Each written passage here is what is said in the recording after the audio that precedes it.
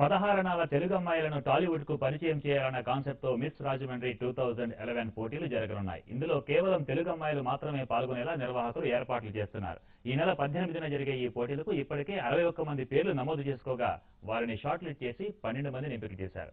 రాష్ట్ర స్థాయిలో పోటీలు నిర్వహించి విజేతలకు సినీ పరిశ్రమకు పరిచయం చేస్తామన్నారు. ఇక మిస్ రాజమండ్రి కాంటెస్ట్ రిహార్సల్స్ అదిరిపోయాయి.